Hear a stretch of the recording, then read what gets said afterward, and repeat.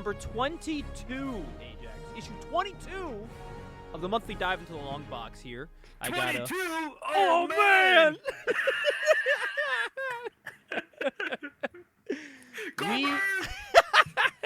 We got a fun episode lined up. For people listening, it is the holiday season. Hopefully you're enjoying time with your friends and family. And thank you for taking time to listen to us talk about comic books and other shenanigans. On this episode, we're going to be talking about, some things we've been buying recently, some things we've been reading. We're going to look at, in grade, on a scale of 10, the top 10 worst comic book deaths as supplied by biowars.com. We'll also be taking a quick look at, because it's Christmas season for people that celebrate Christmas. We're going to be looking at something that touched me growing up. Toyfare magazine was something that was big in my life. So I thought I wanted to show a little bit of a highlight of an article from there. And, we always got our usual month in Wizard magazine, Ajax. The good old, same old shenanigans that we're always getting up to here. I will say, I've been on a big retro kick, as usual, but even more so recently. I have found some really obscure things. I have found some iconic things, but also some things that haven't escaped our sight as much as we tried to. You want to know what I'm talking about? What's that, my brother? I saw this for, how much was it? $4, so I grabbed it. Something that has not been able to escape our sights in Wizard magazines. Dawn. We always see this Dawn character, and we're always like, who the fuck is this? So my local shop had her entire miniseries, all 6 issues. I said, I'll buy issue 1, because I bought it during their Black Friday sale. So I actually got this for cheap, really cheap. It was buy 2, get the 3rd free or something like that for books. Or buy 3, get a 4th free. Hold that up to the camera again, Gabe. Dude, that just looks like someone drew Poison Ivy and they gave up. Literally. In the middle. And I will say, dude, handing this book over, I'm happy that when he's, got the prices, he just kept it on the back to look at the price. Because holy shit, did I look like a fucking pervert buying Dawn #1. And I honestly, that same day, I kind of went on a big kick of books of that genre, the bad girl genre. So I got one that you and I actually mentioned to each other that you actually told me, oh, did you know they made this? And I was like, yeah, and I want it. So I bought it. And it's Crow and Razor. Yes, Kill the Pain. So this is #0. They had it for $3 that day. I had to get it, you know what I mean? I couldn't say no. That same day, I also bought what is my favorite Gen 13 cover. I always reference it when talking about this character. It's actually used in one of our thumbnails. But it's the one of Free Fall with the pencil and all the books in her arm and all that. This is actually... Yes. I got this for $3, and I guess online it goes for a little bit more. So I was like, good thing I bought it in person. So by the way, I'm going up to the register, and I got all these books with all these women on it. So I just look like a huge pervert buying books. So I had to change it up a little bit, Bro, the shopkeeper was like, get a load of this fucking gooner right here. So I had to mix it up with 3 other books. It was buy 2, get 1 free. So I was like, I got to get, 3 other books. And this kind of evened out that mold, you know what I mean? What I got, this one actually ended up being the free one, was fucking Nightwing #1. I've been hunting this book down for a very long time, and it was just there for fucking $3, and then I ended up getting it for free. And Which #1 is that? So this is the #1 of what is his current series, still going to this day. Oh, his current series. Okay. So I have #1 of the mini series, and this is #1 of his first solo series.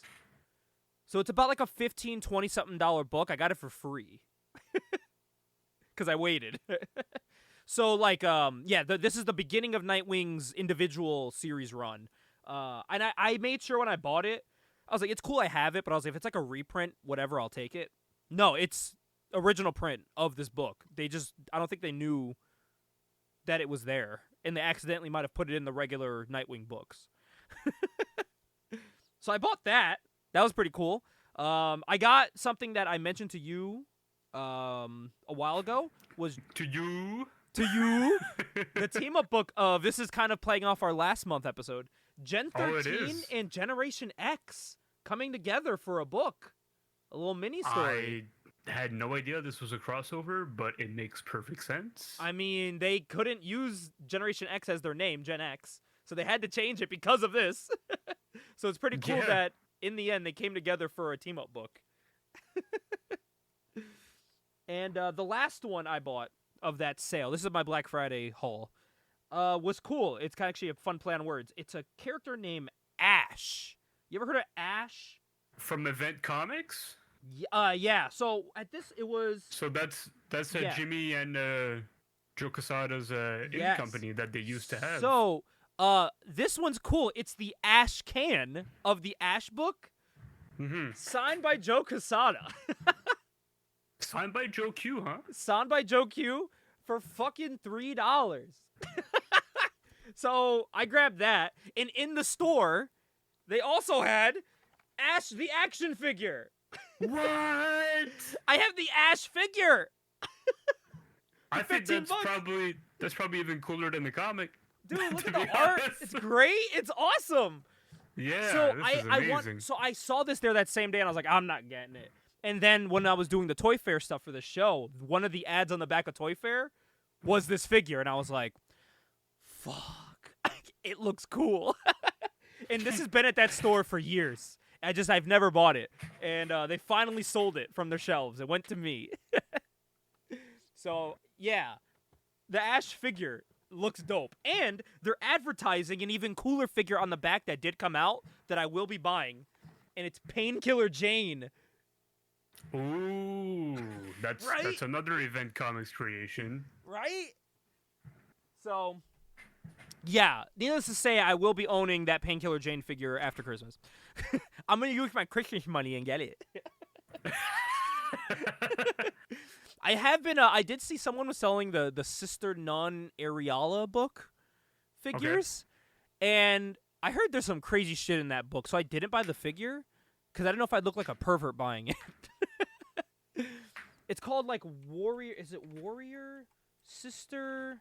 Warrior Nun, right? Warrior Nun. That's what it... Warrior Nun Ariala. By the way, I definitely thought it said Areola when I saw it. And there's figures of it, and I was, like, tempted to get it, but I was like, let me get the book first and see if it's worth to get the toys. Because I like having the, toys of obscure 90s comics, I feel like it's such a lost thing nowadays. That Especially when they're indie books. Exactly. So, yeah, I was like, I got it. So that's how it is with the Ash, But it's cool. I don't own an Ash can of a comic, so that's actually my first Ash can book. So it's pretty cool that... For the viewers, Gabe, describe what an Ash Can edition is. So Ash Can edition is like a preview book of issue either 0 or 1. So what it does, it has like a snippet, like a preview of what is going to be in that issue. Like a very quick preview, and then it gives you like a breakdown description of the character, his backstory, what to expect from the book, just to get you excited. They would be handed out at Comic-Cons to people to get you excited for the upcoming book. They actually had one recently with Absolute Batman. They were selling Absolute Batman Ash cans. So they still exist to this day. I actually didn't know that. Yeah. That they were doing Absolute Batman Ash Cans. Yep. They were sold at, I think it was New York? No, it might have been San Diego. Absolute Batman Ash Can. San Diego Comic-Con. They were selling them. It was like a black and white Ash Can book. And it had like all the... That's another thing it has. It has like concept art in it. So you people could see what the character looks like. And they're usually smaller than the size of a regular comic book. So you'll know when it's an Ash Can. Sometimes they come in all white. Sometimes they come... Like Image did them a lot in like a solid color, like all yellow. They would print them on pink paper. Just whatever paper they were able to use to print. To test out how the pages would look on paper. That's what they would do for the inks. That's basically like what an Ash Can is in a nutshell. So, cool that I finally have one in my collection. I always wanted an Image comic one, but I'll take one of Ash. Plus, it's a fun play on words, the Ash Can. So, I was gonna say Image did a lot of those because like you almost said, every the book Ash had cans, one. Ash cans are used to promote the comic, and when Image was in their first year there, they put out a lot of. I'm trying to see. Yeah, they had like I think every major book had an Ash Can, and honestly, to this day, Ash Cans still go for a lot of money. Like if you were to get like an image ash can, they go for hundreds of dollars sometimes. Like right now, because they were limited too, of like 500, 200. I was gonna say the ash cans are actually more valuable than like the actual comics, because like fucking Spawn #1 sold like 1 million copies. So Yeah, and so I'm looking at one now. Bad Rock and Wolverine had an ash can for their book that they had, their team up book. It was limited to 500. To get one issue of that, like one ash can, it's about $257. How crazy is that? Crazy, dude, crazy. An ash can of the Darker Image book, a book you can get for like $3, $2. The ash can's $180. Yeah, and a lot of these too, people will get. A lot of them are kind of hard to get, like in floppies, because people get them, and back in the day, they would get them graded. So now the ones you're getting are like only the graded ones, and those are already expensive because it's graded already, you know? So crazy. Or these people would sign them at conventions, so that immediately puts the price of it up if you want it. Like there's one here for Wildcats signed by Jim Lee. Honestly, it's signed by the whole team that worked on Wildcats. They sold about 5,000 of them, but this one is $212. So holy shit. Yeah. And again, like we were saying, they're usually sometimes signed, but they're usually always limited. Like this one here is signed. Does this have? Oh, it's got Jimmy Palmiotti's signature right here. I didn't even see that. Oh, it's got Jimmy's signature too. It's got both of their signatures. Yeah, I didn't even notice that. Jimmy's signature's a lot smaller though. Wow. It's hard to notice it. So yeah, it looks like this one has a number 3,000 on it. It says limited 3,000. So this is one of 3,000 for this ash can, signed by both, writers and artists. So again, very cool. If you get your hands on an ash can for cheap like this, absolutely, absolutely pick it up. To be honest, I would have only gotten it for the signatures. To me, that's the collectible. So I got it because they do have issues of Ash there too, and I'm tempted to go back and get them because it is a character that I always intrigued me, like how he looked. Because I remember when I saw him, I was like, oh, he looks like a firefighter. And then I read about his backstory. I'm like, oh, he is a firefighter. That makes a lot of sense. He's a super-powered firefighter. Yeah, who gets it from an accident on the job. So I was like, that's actually a pretty cool concept. So now I'm like tempted to jump into Ash, So that's how I was like, when I jump in on something, I commit to it. Like I'm trying to think. Fighting American was one. I saw that existed, and I was on the hunt to get every issue, which I have now. I was on the hunt to get every issue that Liefeld made under Awesome Comics. I got them all. I got the figure of them. You know what I mean? Like I commit when I see a cool concept. So Ash may be my next commitment. And the thing about Ash is those trade paperbacks must be so hard to find, because I doubt the Ash paperbacks have had more than like one print. Yeah, honestly. So I'm looking to. I even went on my comic shop to see if they have like the trade paperback collection, and that's sold out on there. That came out actually when I was born, March '97. But so like I think Event Comics went from like 96 to 98, because like Marvel hired them to create like Marvel Knights, and then they closed up shop with Event Comics. Yeah, even to get this book now in very fine condition, $50 used. Because they just didn't print a lot. There is a cool trade paperback here I want. Azrael and Ash team up. Like DC's Azrael. That's kind of cool.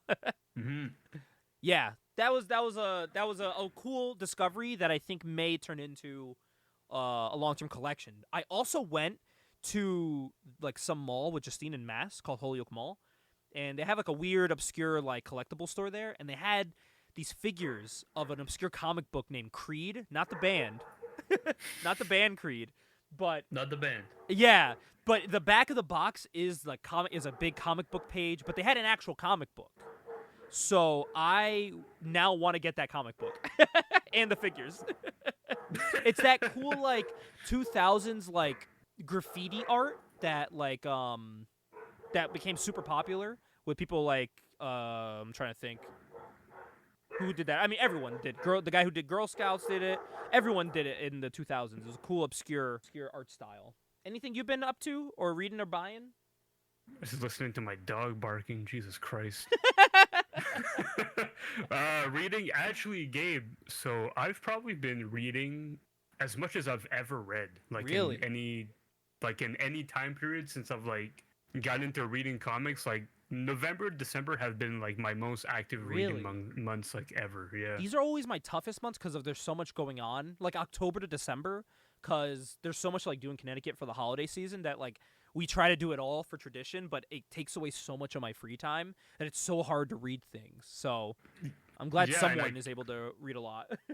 I completely understand, but like for me, it's like the opposite because like usually I get home, I'm like, okay, well, like I'll play a game or like I'll watch a movie or I'll do something, and then I'm like between like November, December, because I'm so busy at work, I just get home and I'm like, well, I don't have the attention span to play a game.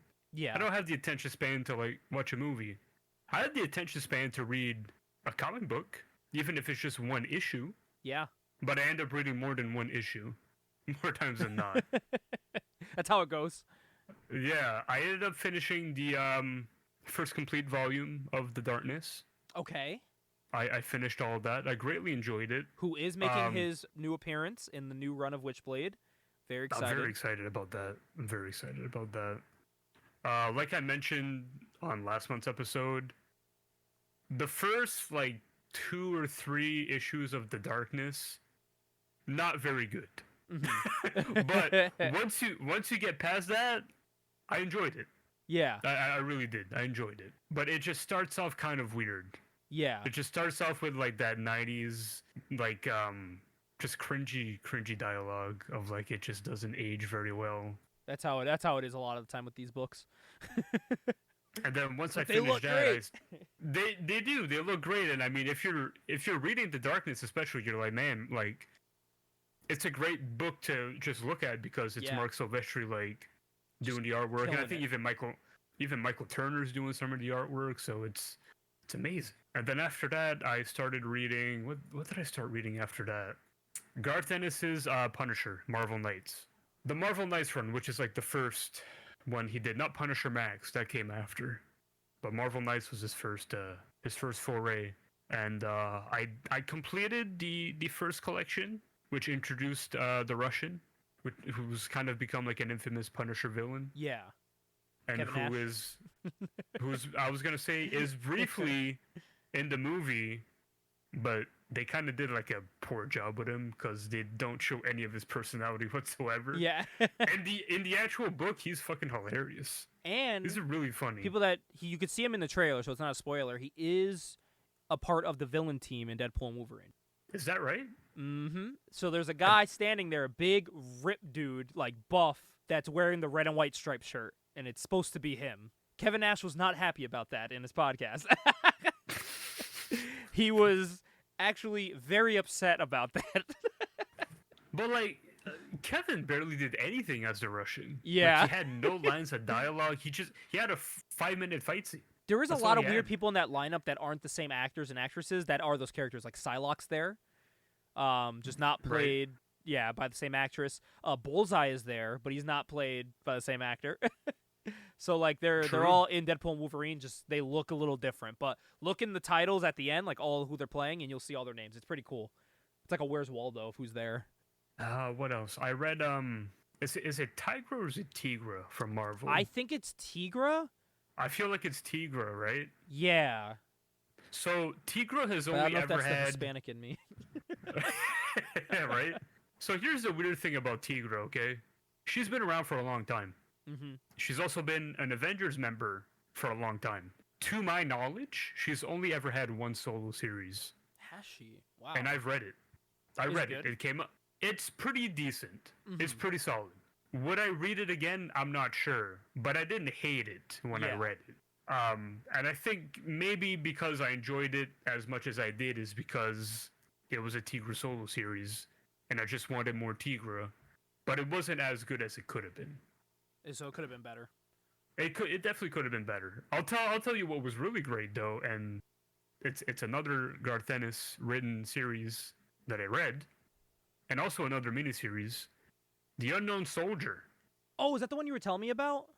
Yes, The Unknown Soldier.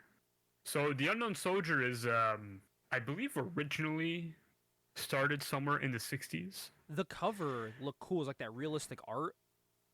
So the guy who did the covers for Unknown Soldier, Tim Bradstreet, also did the covers for Garth on his Punishers. So he did all the covers on Marvel Knights, and he did it reminded me all of, the covers. It reminded me of like taking a picture and then going over it with whatever design you want to, but still keeping the aspects of it being real, if that makes sense.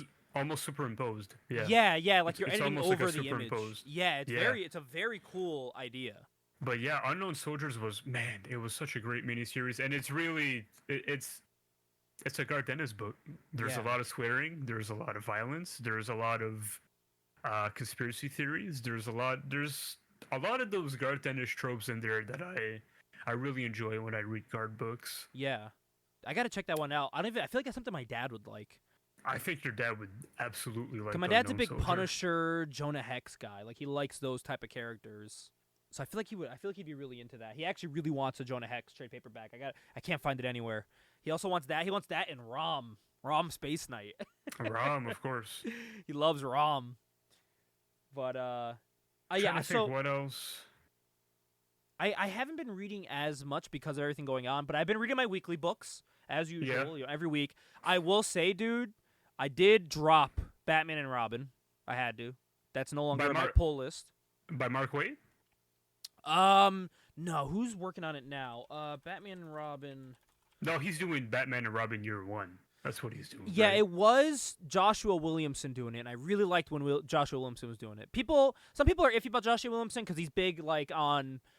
He's a feel good guy. Like if you're reading his books, it's a feel good story, and that's his whole thing. And that's what I like.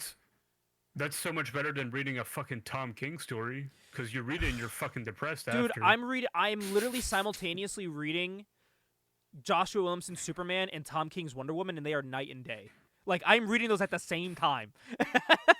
So this one's weird because like I mentioned on the show, but yeah, it's Josh Williamson really built like a family dynamic between Batman and Damian. He dropped the whole I hate my dad shtick. He dropped the whole I hate being a part of the Bat family, I'm a killer kind of thing. He dropped all that and made Damian grow up and love the family he's in, which I'm like, finally, you know what I mean?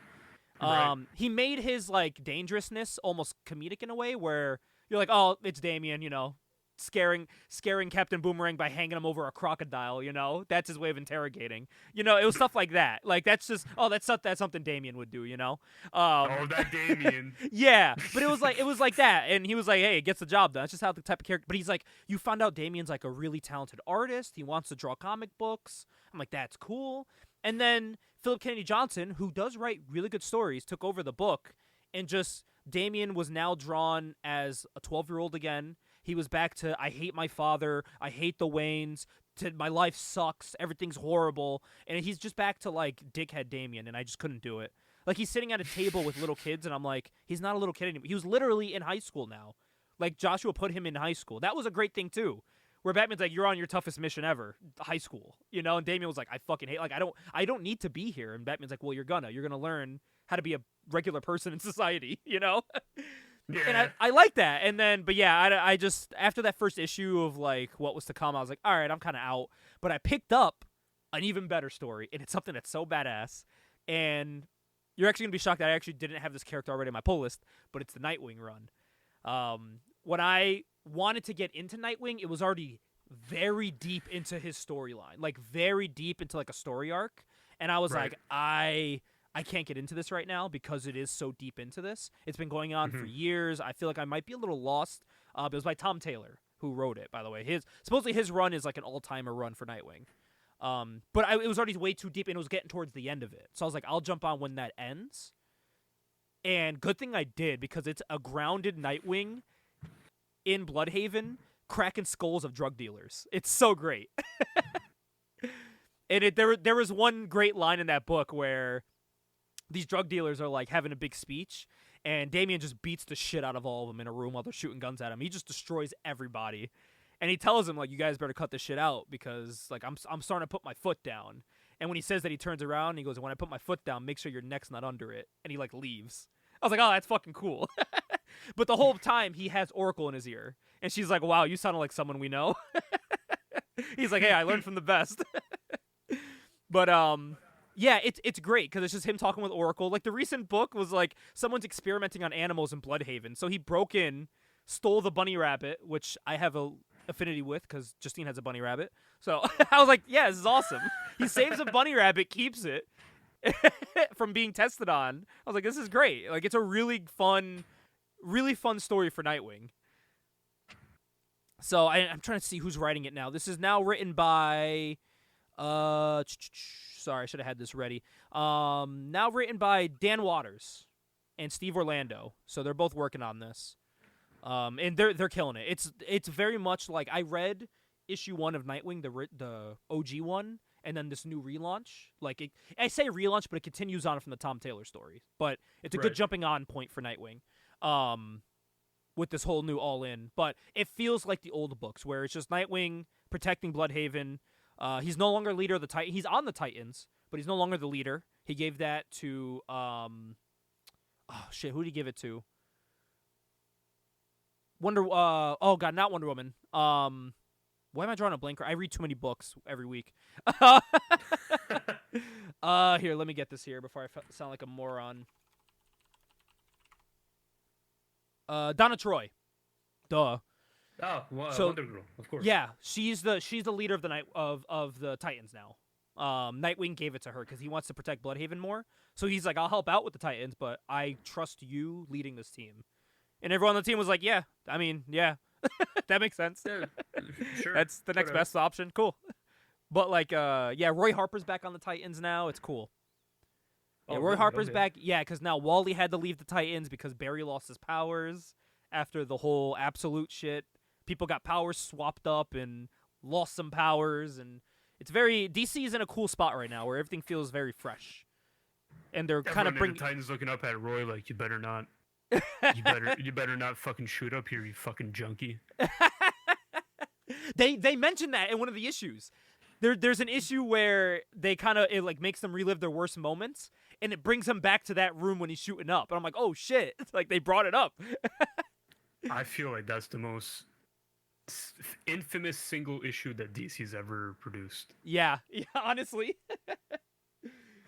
Well, the last couple things I bought, I went to New York, so I always stop by the comic book stores there. My Midtown is my home there, and there's another place called Book Off that sells dollar books, so, you know, I was all over that. I picked up, this one's actually kind of hard to see, but because it's a foil holographic, it's Evangeline and Glory on a little holographic there. Dollar book. I'll take that. Another little Bad Girls haul, too. I was with Justine when I got all these. This one was cool because the art was cool, and I already loved the series. So, Danger Girl Kamikaze #1. It's a 2-issue miniseries drawn like a manga, like a manga anime. I wonder who's drawing that. Yeah, I'm not sure. It doesn't have the names. It says Yoon and Russell. So, okay. I'm not sure. Yeah, I haven't looked into this yet, but I saw it and I was like, this looks really cool. So, yeah. Yeah, it's a quick little 2-part miniseries. So, I picked that up, and then I picked up, I always have to, Gen 13. This one was cool to me because it has Jughead from Archie in the corner. Yeah, that's really cool. Also, I've been picking up the Wildstorm's the trading collectible card game. I've jumped heavily into that. I went from having no cards to about 500 cards in a matter of a couple weeks. Holy fuck. And a lot of the character images are this. So, like, Grunge's image is this pinup. So that's another reason why I bought this, because it has some of their pinup pictures from those cards on this cover. And I thought that was kind of cool. So, and then the last thing was a big one, Ajax. It's a big one. Probably the biggest on this show. I picked up Local Man. Trade paperback, volume 3, Ajax. Now, Gabe, why did you pick up Local Man volume 3 in particular? Well, people can attest to this. There's literal audio proof. Since issue 1 of this book, I've hyped up Local Man every couple months on this show, right? I love this series to death. It ended, actually. There's no more Local Man for now. It's over. So if you buy Local Man's all 3 volumes, you get the complete story. So, and remember when I told you they did that gimmick where they jumped to issue 25? That was actually the last issue, so it was done as the gimmick and also a way to put an end cap on the story and know where everyone ended up. You know what I mean? But still left the door open if they want to make more and fill the those gaps, which I think is pretty cool. But before the last issue came out, as a thank you, because this is a really good story. It's by Tim Seeley, who made Hack and Slash. He's actually currently working on a Rogue story for Marvel, which I think is pretty cool. and Tony Fleeks. They both worked on this story. So as like a thank you to them, I sent in a picture of the main character of this book here named Crossjack. And Tim, he actually emailed me back. Tim Seeley, who I have his action figure stuff. There's one on the wall here. I got it on my shelf. I got a bunch of other books from Tim Seeley. I met Tim, had him sign one of my Local Man books, and he replied back saying, hey, we got to get this in an issue. So I was like, that's cool. The last issue was coming out, so I was like, that's cool, you know? Yeah. So August came, ran to the shop. It was already in my pull box. Opened it up. My picture wasn't in there. So I was like, shit. I didn't get it in time for the deadline, so I was like, whatever. So we go to New York. We go to Midtown Comics, and we're leaving. I was literally buying Hack and Slash. I bought Hack and Slash Volume 1. I had it in my hand. So I was already buying a Tim Seeley book. And I had it in my hand, and I go, oh, yeah, this is the book, because it was right next to it in the aisle, the image aisle. And we're going to the register. I was like, oh, yeah, Justine, this is the book I sent the art in for. And I start flipping through. I was like, but I couldn't get it in on time. And then I flipped through it. And then as I flipped through, I see this bad boy here. I see my art in it. And I was like, oh, shit, what the fuck? So I start freaking out. I literally almost dropped the bags in our hand. And I'm like, yo, that's my art. And Justine goes, what? And I go, my picture's, like, my drawing is in here. So I grab my phone, and I call Drew. I'm like, bro, my drawing's in here. And Justine's like, yeah, tell them they got your name. I go, yeah, look, it's on the signature. And she goes, no. Tell them they put your name in the book. They put your credit in. So and I was like, crazy. oh, my name's in the book next to some butt cheeks. I was like, this is awesome. This is the greatest day of my life. So there was 2 issues on the shelf. Drew was like, grab me an issue. I want it. So I grabbed 2 volume 3s. Justine bought one. And then I bought Drew's. She was more smiles. I mean, I was all smiles, but she was all smiles. And she's like, I take ownership of this also because I bought you your iPad to draw this on. So this is also because of me. And everyone asked me, they're like, when you went to the register, did you like tell them? And I was like, no. I just feel like that's like a weird thing to do. Like, I don't know. I don't want to sound like a dick. Like, yeah, look, this is my book. Because it's not even my book. If it was my book, absolutely. But I just drew a page in it, you know? But it's cool, man. You could buy this at like comic book stores and like Barnes and Noble. Like I am in an Image book, Ajax. I am in an Image comics book. It's fucking crazy. It's so fucking crazy. Like, look at all the books I bought, all my retro books that I've bought since issue 1 of this show. It's 90% Image comics. It really like, is. My spin rack, the entire top row is stacks of number 1s of. I have a number 1 Image collection. I try to collect a lot of number 1s. I have all of the Image magazines that they sold for a short period of time. Like, I'm a big Image guy, and this is so cool. So, yeah, it's this is probably the coolest thing, along with what will soon be my wedding. But this is up there, man. This is cool. This is so cool. So this is happily on my shelf as my first ever professionally printed piece of art. Yeah, pretty fucking cool. So you can buy. I don't get money from it, but you can buy this. Give them money. Give all of these people money. Give Image money. Tony Fleeks, Tim Seeley, give them all money. As a thank you for putting me in the book. So in the book's only $18.99. So look at that, it's cheap. You're not even spending a lot of money. Not at all. So yeah, needless to say, it was an exciting day. You know, it's not every day you go to the store and see your name in a comic book. It's pretty crazy. Yeah. it's a pretty surreal experience. My grandmother texted me, and she was like, is this the book? And I don't even know what website she was on. I'm like, I don't even know if they get money from this. But she was like, is this your book? I go, yeah. And she's like, I'm buying it. I'm like, okay. So, yeah. Very, very cool, man. Very cool. Like, I have my self-printed first book, but it's cool to see something actually printed by one of the major 3. Even though it's not a full comic book, like, my name is in something, and I think my life has peaked, you know?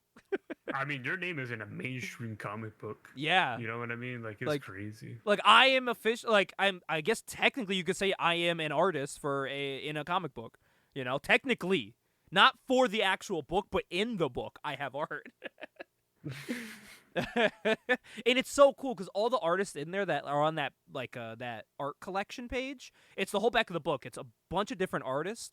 It's a bunch of variant covers, but all the art in the back of there is beautiful. Like, it's great art, and it's just cool that mine's mixed in there with all those other great artists. Like, very, very cool. It's really, really cool. Really cool moment. I could say, I don't even know how many times I can say really cool, but it's really cool.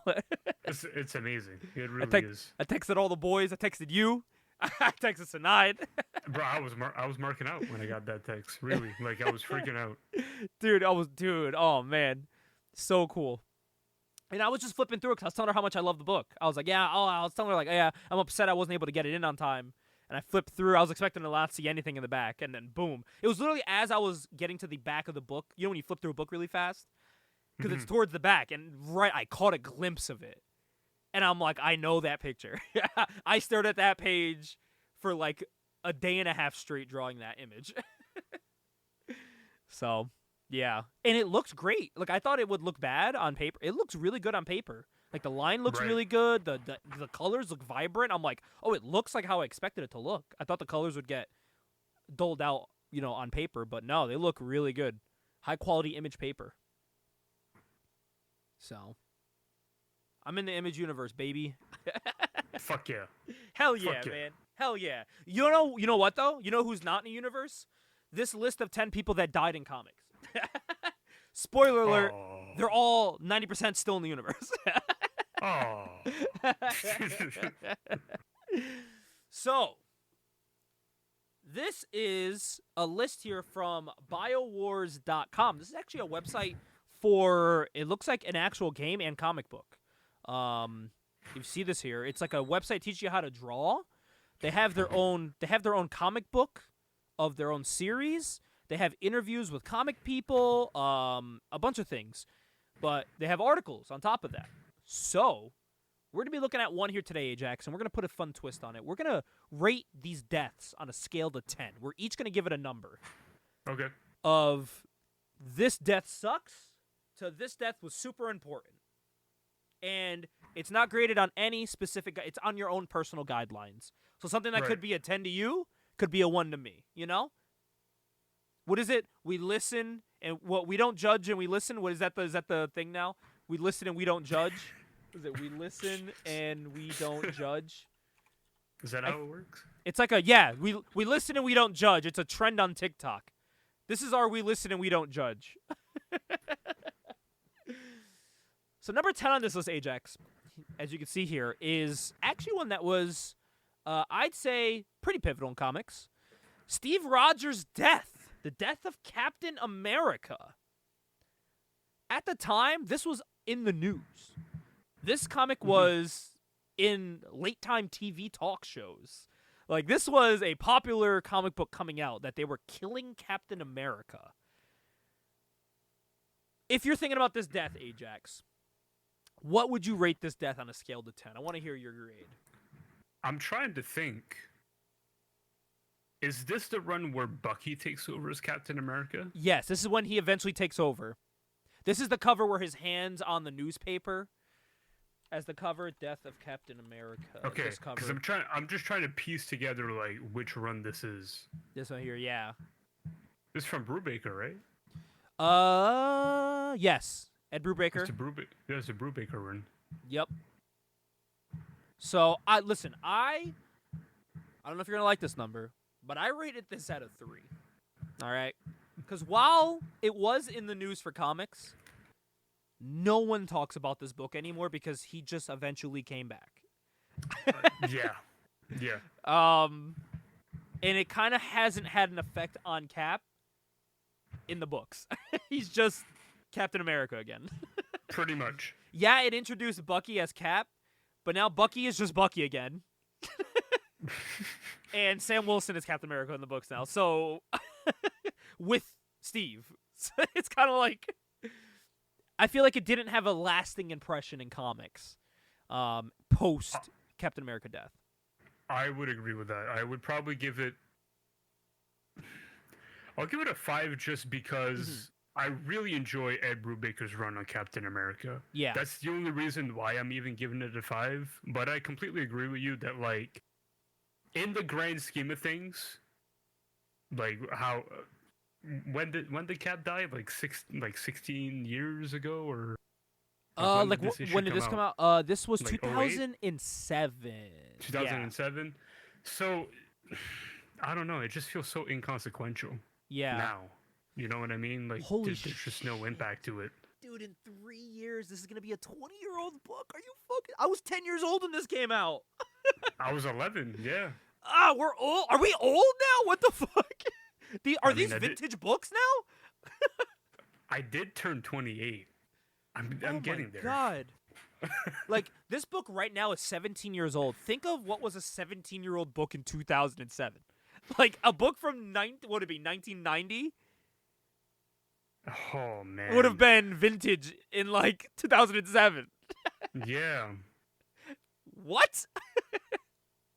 Yeah, this is considered a vintage book now. That's fucking crazy. I think, like, all of Civil War is considered vintage now.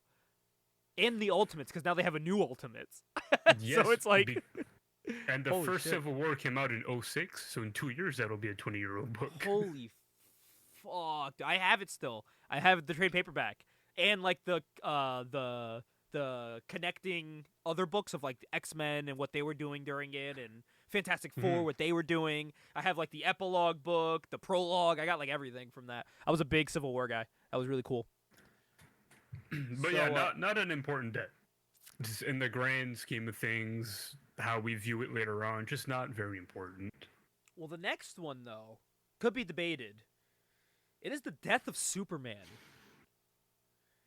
This one is interesting because, yes, this was another one that, again, was on talk shows. This made the news. People were being interviewed about this. This was a big, like, Superman dying and people finding that out was almost like a celebrity died, and it was covered as such. It was taken very seriously. This was way bigger than Cap dying. Yeah, way this bigger. was on another level of Cap dying, and it did introduce tremendous characters to DC. It brought in Steel. It brought in Superboy. It brought in anyone that took over for Superman in that timeline. Got a spotlight in DC and lasts to this day. Can't forget the Eradicator. And Eradicator, yes, his cool sunglasses.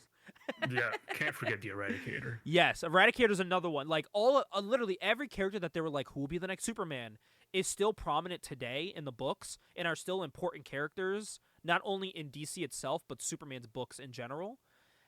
I would actually put this at a 6. Because, yeah, Superman did eventually come back. So it's like any other comic. This was kind of the start of that, if they die, they're just going to come back kind of thing. This was like really the first one that kind of really hammered it home. This and, because even Robin stayed dead for a very long time. Yes. Which I think is another why this one had an impact. Because it's like, oh shit, if you kill someone, like, they die. But I would say, like, looking at the whole picture of it, I would put it at a 6 because, yeah, he did come back, but his other side cast of characters exist. And this book is referenced in Superman books as recent as last month, dude. Dan Mora just redid this cover in the new current Superman run because Lois gets to fight Doomsday, and she sees this moment in her eyes. Right. And when she sees Doomsday beating on Superman, she's like, I'm not letting this happen again. Like, I can actually do so. Cause now she has powers in the book. They find out her powers got swapped with another Kryptonian. Temporarily, but she's like, I can actually do something about this now, and she wants to rip Doomsday in half. Like, there's an image of her with the laser eyes coming out, and you just see flames coming out of her eyes, and she just says, like, not again. And it's this picture, like, behind her in the distance, and I'm like, that's cool, you know. So it's still important in the books to this day, and it's referenced heavily with Superman. Like, they used his suit when he came back, the black suit that gives him power, like that holds his strength in. They recently used that in the Absolute story, so it's heavily referenced to this day. So I would put it at a 6 for that reason. This is so hard to, quantify, equate, measure, like, because, yeah, like, when he died, it was mainstream news. It was a 10. It was a 10 on the list. And also because of the fact that I think up until that point, Superman had never been killed off, ever. Yeah.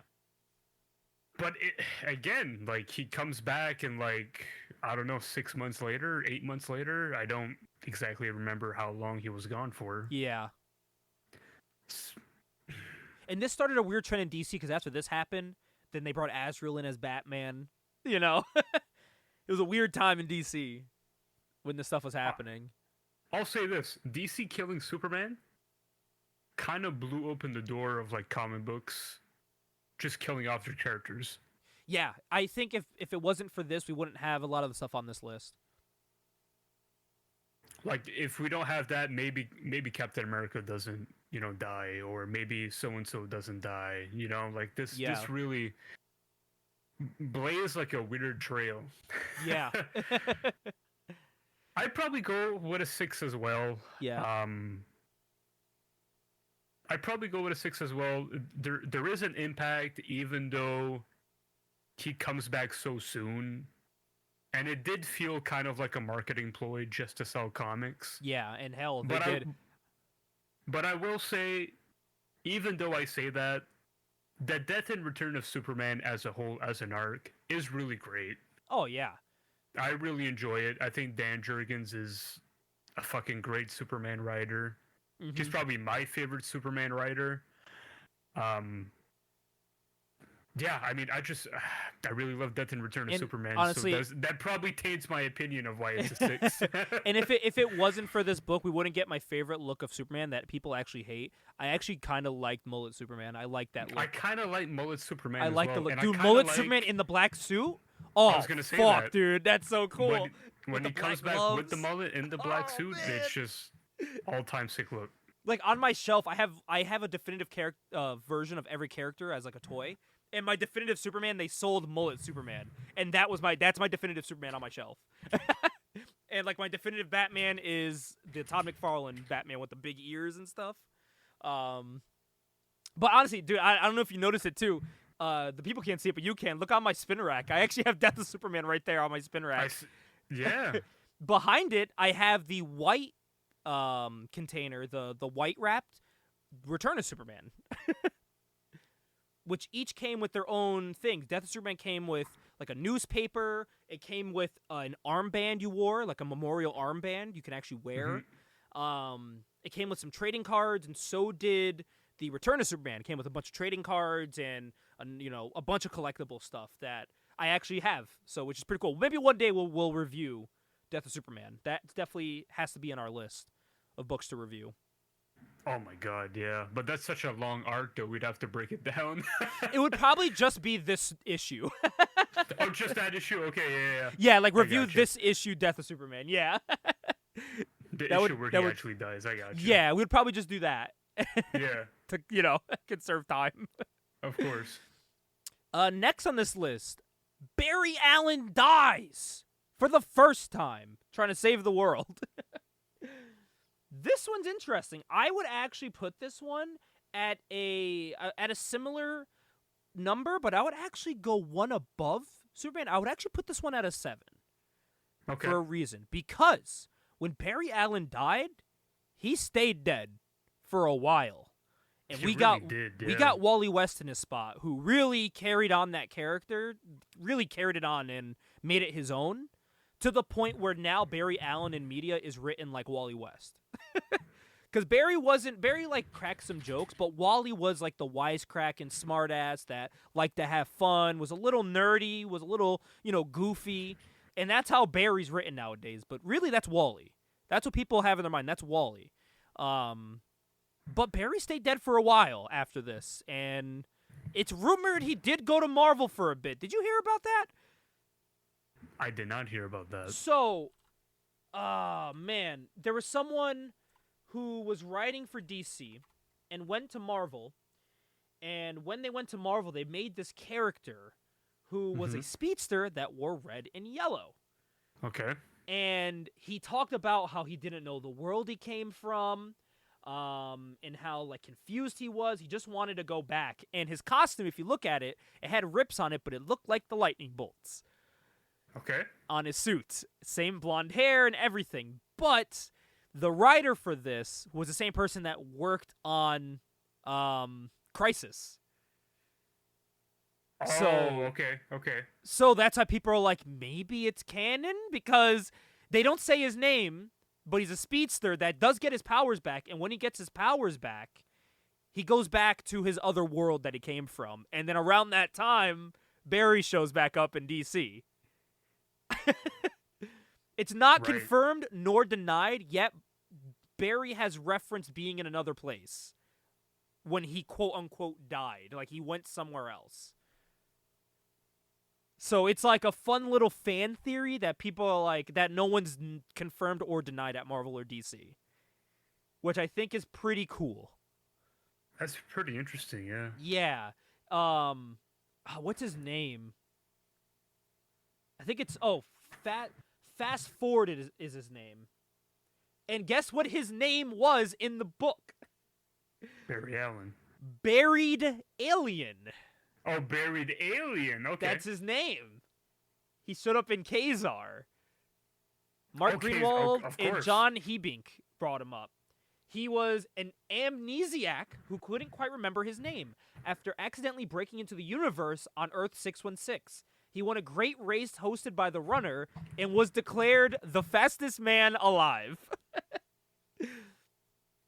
So yes, this was in Kazar number 58 from 1994. So I think that's a cool little fan thing, but it's Barry Allen. It's Barry Allen. Like, his name is Buried Alien. Like, it's it's Barry Allen. You can't tell me otherwise, dude. But the death of the Flash, what would you put this on a scale here, 1 to 10? This one's interesting because I feel like this one has some actual weight to it. Yeah. Some actual real weight to it. Because Barry was gone for so many years, led to the creation of Wally. And honestly, the whole Speedster family that's around now. I mean, and dude, we're at a point today where Barry Allen's around again, but the spotlight's still on Wally. So it shows that, like, It is. DC put all their money in on Wally, and even though Barry's around, they still are Wally. So he kind of skyrocketed. He helped push a new talent to the main event, you know, in wrestling terms. Because this is a big moment. And Crisis was huge, you know? Crisis on Infinite Earths was insane. I don't want to feel like I'm always copying your rating, so I'm actually going to go 8. Yeah. Because I feel like this has some actual punch to it, some actual weight. Well, this next one's an easy one to rate for me. Wolverine, but not the death of Wolverine you think. This was on an issue of X-Men where he was just blown up by a Sentinel. This gets a 1 from me, because this does not matter. How many times has this happened to Wolverine in books after and he just comes back?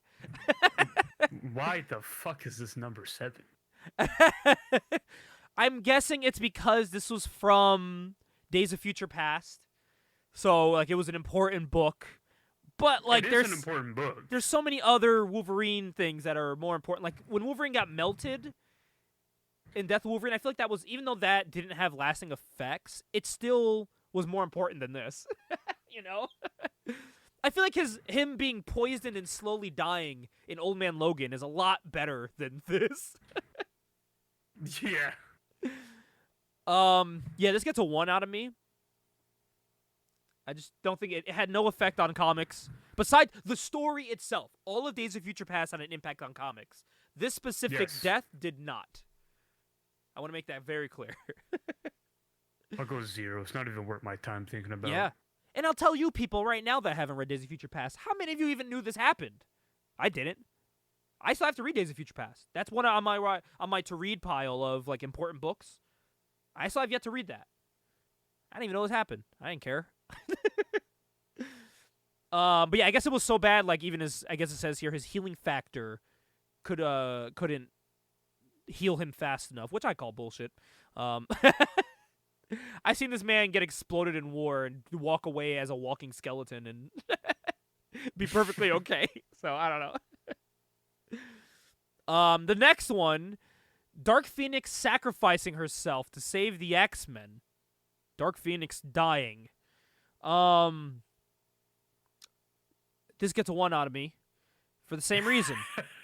Dark Phoenix it doesn't matter. Phoenix is still around. She has her own title to this day. Like, so it's not like the Phoenix is gone. There's actually multiple Phoenixes now in Marvel. So, yeah. I'll go 4. It felt Okay. maybe important at the time, but like you said, like Jean's still around today. Yeah. And I think maybe these would have a bigger, impact on me if I read these stories, but I have Death of Superman. I haven't read Death of Superman. I haven't read Death of Captain America, but I know how important those are, So I feel like, even though I haven't read a lot of these, I feel like that shouldn't be a negative on my ratings, But yeah, this gets a 1. I will say though, if memory serves me correctly, this is pretty much what leads to Scott meeting Madeline Pryor. Oh, it's like when we start getting evil Scott? Kind of, yeah. With the big shoulder pieces and all that shit? Because like Jean's dead, but wait a minute, this girl looks exactly like Jean. What's going on? This Cyclops. So like I'm trying to think, like this book, this image looks like a modern book. So I'm like, I don't think this is, because I think wasn't the other one the Phoenix Saga when? So was this even her first time dying? Yeah, now I'm just confusing myself. Because this one looks like, I know what you're talking about. You're talking about like Phoenix Saga when she dies. Yeah. But now I'm like, this one looks modern, and it says here to sacrifice her life to save us. But this is like a modern book. If this is a different art, then I haven't read this at all. Yeah, and I think maybe this then leads into this, if I'm correct. Oh, maybe. That's what I'm guessing. Like I said, I feel like if this was Phoenix Saga and they mentioned that, and I'd be like, oh yeah, 100%. I haven't really read a lot of modern X-Men. It's hard for me to say. Yeah. And this isn't even this. And sorry, this isn't Phoenix. This is Dark Phoenix in the red, not the green. The red. They're different. Well, the next one here is actually interesting in 2024. The death of Peter Parker. This one is interesting. So, this is the first one. This isn't the one that happened with, like, Dr. Octopus, that arc. Where, he took over, he went into, where he technically died, but he was in Dr. Octopus's body, and you had Superior Spider-Man and all that shit, Yeah, This is Peter dying at the hand. It says here, at the hands of Vulture, Electro, Dr. Octopus, Kraven the Hunter, Sandman, and Norman. The Sinister Six, they fuck his life up. But he died saving Mary Jane and Aunt May. This was specifically called the Death of Spider-Man. And at the time, this was the first and only time Peter Parker has died in comics. Is this not from Ultimate Spider-Man? I believe it is. Because I haven't read all the way through Ultimate Spider-Man, so I don't remember. I believe it is. I'm not too sure. I just know that I feel like the impact of this, I think this would have been rated higher. I have it at a 3, but I feel like I would have rated it higher if the 8 Deaths of Spider-Man book wasn't currently going on right now as we speak, where Spider-Man has already died about 4 times. He dies literally in every issue, and that's the point of the book. He dies different ways to save people. It's this story, but done 8 times. And you know what's going to happen, because it's called The 8 Deaths of Spider-Man, and we're only on death 3 or 4. So I feel like the Death of Spider-Man thing kind of is, looking at it through modern lenses is like, all right. I just read about this guy dying 3 times in a row. The past 3 since Halloween. And I put it at a 3. I feel like I'd put it at a I keep it at a 3.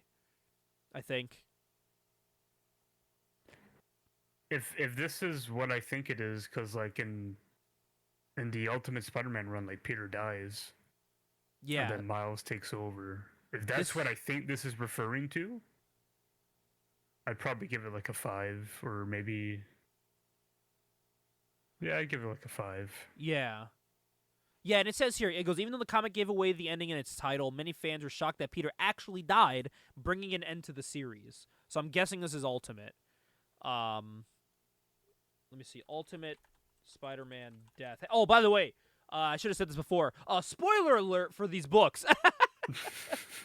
It is. This is the ultimate Spider-Man death. So this is what leads to Miles. So you know what? I'm going to put this at a 5 also because this brought in one of the most famous characters currently in Marvel Comics. Yeah, it has some importance to it. It has some importance. He did just come back no matter what. But it did have some huge importance. Plus, it does give this really cool image here, dude. This really cool image of him walking into the light with Uncle Ben. That's just fucking cool. But again, now you look at it and it's like, whoa, Ultimate Spider-Man's back. Yeah, You know, literally, like- and and this Spider-Man is back. Yeah, so The same know. one that's died is back. a lot of these are just so hard to rate because it's like, well, I don't know, they're all back. Well, the next one's not back, and it's actually a good twist here. Laurie Grimes from the Walking Dead comic. This one is actually one that it hurt the watch in live action. I've yet to read Walking Dead, and I know it does differ a lot from the show now, but at the time, with Laurie's death in the show and the comic, this is when the show was following the comic pretty closely. This shit hurt in the show, man. This sucked when she died.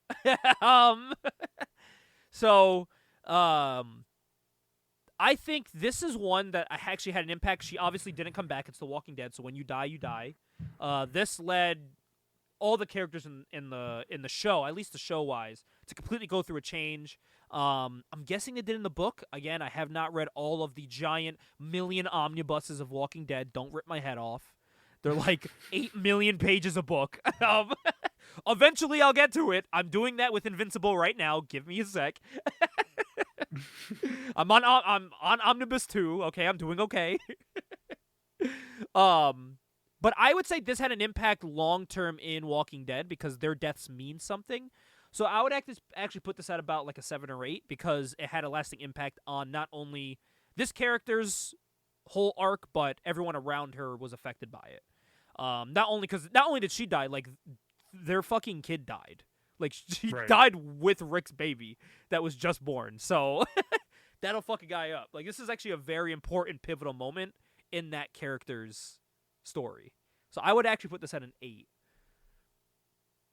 It's hard for me to rate it because number one, I tried watching the Walking Dead show and I thought it was so fucking boring. It does. It gets really boring. It gets really, dude. Oh my god. When Negan shows up, it's cool, but everything after that is so fucking boring. I didn't even get that far. Like I just thought it was so fucking boring.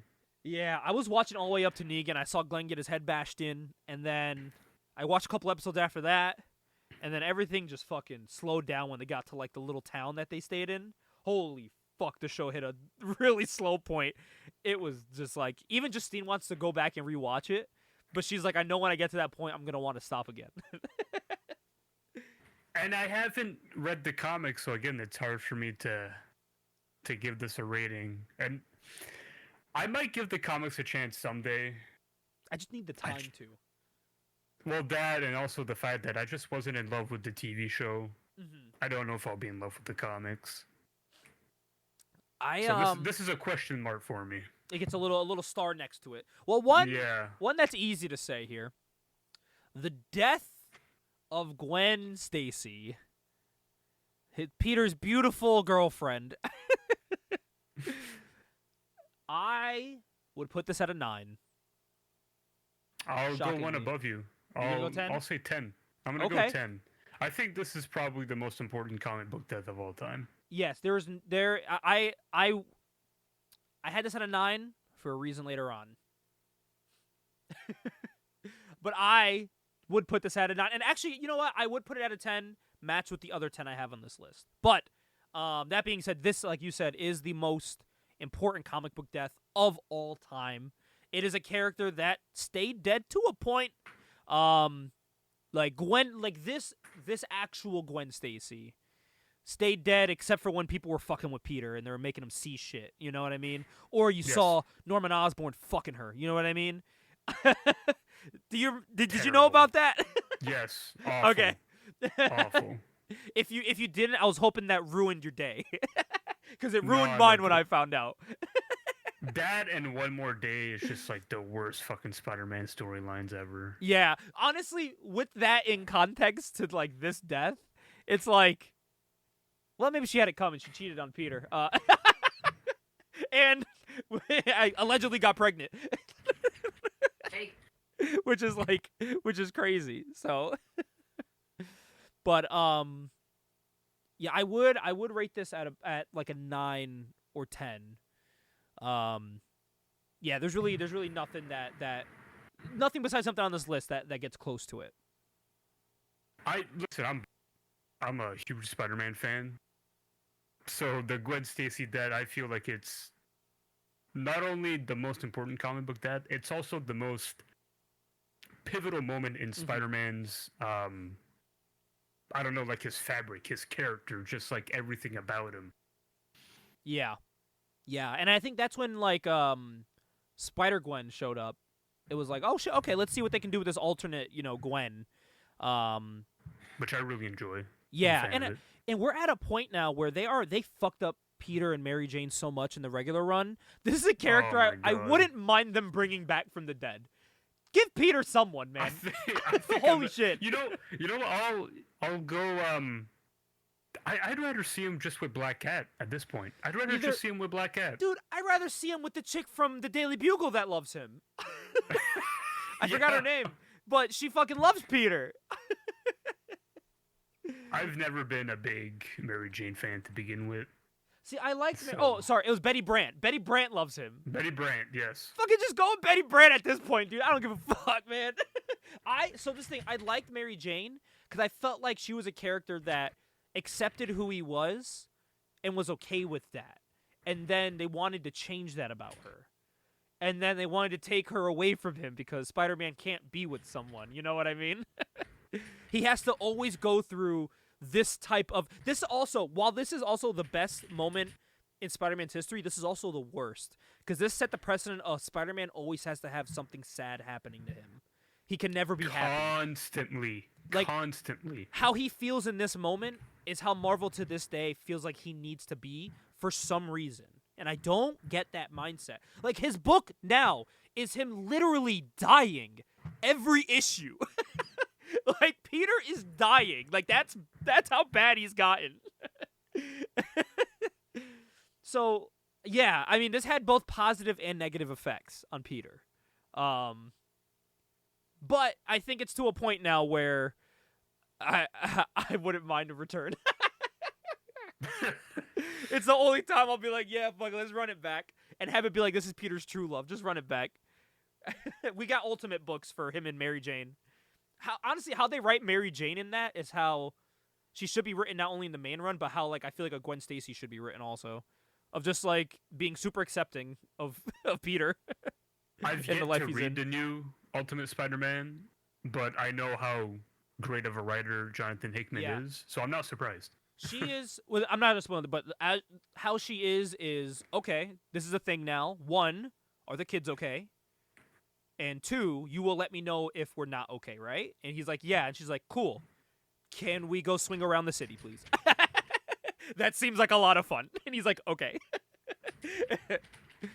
So, like, yeah, she's like in the Ultimate book, she's very, very accepting and understanding of why, and he tells her, he's very honest with her, like, I want to help people, you know? I felt like there was something missing in my life, and this is it. Like, I found something in my life, and this is, this is the thing that I would, like, he says it in the book, he makes it specific, like, I love you and the kids, but there was always something in me that I knew I couldn't reach, and Yes. this is it. I finally know what it is. Now I have everything I've ever wanted in life. My kids, my wife, and Spider-Man.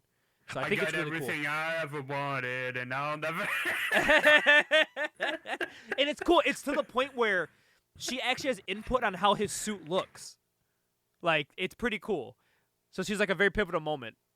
Yo, shout out X-Pac. Oh man, that reminds me. I was watching Daredevil with my grandma. We're going like we're starting from season 1 and we're going like Yeah. to season 3 just and wait until like Born Again Oh, comes yeah, out dude. next year. And we got to the episode where Gladiator makes the Daredevil costume, Oh yeah. so I'm really excited about that. Well, the next one here on this list, Ajax, another important one. The one not only DC did, but it was because of the readers at home. Over 10,000 fans called in, and they said, we want to see Jason Todd dead. And dead he was. Joker wailed on this kid and just fucking murdered him. He fucking did, yeah. This is one that had a lasting impact. This one, it fucked Batman up. It left Jason Todd death for many decades. Whenever he was brought back, it was a shocking surprise, like in Hush. But then you found out it was a facade. It wasn't really Jason Todd. Mm-hmm. And you're like, ah, shit. You know what I mean? You found out it was Clayface work, and you're like, ah, fuck. But at the time, it was like, holy shit, Jason Todd's alive. Like, this was a big moment in comics. To the point now where they sell books that are, what if Jason Todd lived? What if the 10,000 people voted for him to live? And we actually got an ongoing run of what would have happened. And I own the what if. I own that book with the original art. So that book was like already written and drawn based on what the vote was going to be. And DC just had it like in a vault. So they just released it finally like about a year and a half ago. And they're like, this is what it would have looked like. Here's the book. So I bought that shit up. I love that they did that. It has the old advertisements and everything in it, dude. And the page is cool of Batman holding his body. And he's like, Jason, you're... And the next page is him looking all happy. He's like, alive still. And I'm like, holy fuck. Like, he's happy he's alive, and he brings him to the hospital and stuff. I'm like, oh, wow. But, yeah, I think this was a pivotal point for Batman, too, because, like, he had Dick Grayson, and he just went on to become Nightwing. Jason Todd came in, and he died. He not only lost his sidekick. His sidekick was brutally murdered by his archenemy. That is big. And, like, Jason was a teenage boy. Like, he wasn't, like, an adult. Like, Joker killed a child under Batman's watch. Like, that fucks Batman. Like, I don't think we would have Batman who he is today without this. This made who he is. Because now when he gets his next Batman, or his next Robin... When he brings in this next Robin, now he's going to be more protective of Robin, you know? This means a lot to him now. And even Nightwing shows up and he's like, dude, like, it's not your fault, you know? This is not your fault. And Batman's like, yes, it is. At the end of the day, I brought him into this world and he's dead because of me. And I think you kind of see that a little bit like when Tim Drake comes in, that he's a lot more protective with Tim. Yeah, exactly. And he takes care of Tim. Listen, controversial. Tim Drake, I feel like, is one of the most underrated Robins of all time. Some people would actually argue that he's the best one. Some people would. I think Tim is up there with Dick Grayson. But when you think of Dick now, it's mostly pause. When you think of Dick now, you think of Nightwing. But when I hear Tim, I don't think Red Robin. You know, I just think Robin. He's Robin. I'm okay with him having that character name as an adult. I'm perfectly okay with that. And I know that Red Robin is supposed to be a tribute to Kingdom Come. And Kingdom Come is a fucking awesome comic book. Oh my god. I just think that Red Robin is really lame for Tim Drake as like an alter ego. Yeah, I also think it's a food place. You've got Nightwing, you've got Red Hood, you know, even Stephanie Brown is like the spoiler. Like everyone has like a cool alter ego. What does Tim Drake have? Red Robin. Like, come on, man. Like, to this day, I think does he still just go as Robin now? I think he does. It's been a long time since I've like actually read like a current Tim Drake book. So he is Tim Drake Robin. He is Robin again. He's the only Robin. Someone really needs to give him like his own like identity.